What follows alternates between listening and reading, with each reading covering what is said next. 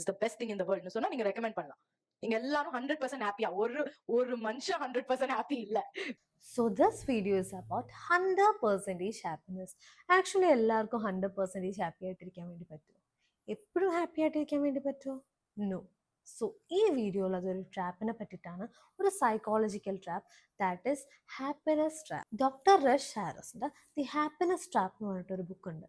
അതിൽ പറയുന്നത് the more we perceive happiness the more we suffer എന്നാണ്.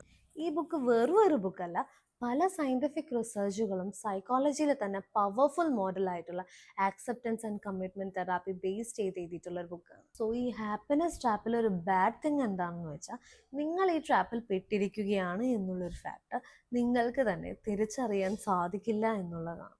സോ എന്താണ് ഹാപ്പിനെസ് എന്ന് നമ്മൾ ഒരാളോട് ചോദിച്ചാൽ അയാൾ പറയാം ഒരു ഗുഡ് ഫീലിംഗ് അല്ലെങ്കിൽ ഒരു പ്ലഷറബിൾ ഫീലിംഗ്. ശരിക്കും ഇതാണോ ഹാപ്പിനെസ്? സോ എന്താണ് ഹാപ്പിനെസ് എന്നറിയുന്നതിലുമുപരി എന്തല്ല ഹാപ്പിനെസ് എന്നറിയുന്നതാണ് more important. So this video is about myths about happiness. Happiness എന്നത് സ്വാഭാവികമായി സംഭവിക്കേണ്ട ഒന്നാണ് എന്നുള്ളതൊരു മിത്താണ്. ഹാപ്പിനെസ് എന്നതൊരു ഗുഡ് ഫീലിംഗ് ആണ് എന്ന് കരുതുന്നത് ഒരു തെറ്റാണ്.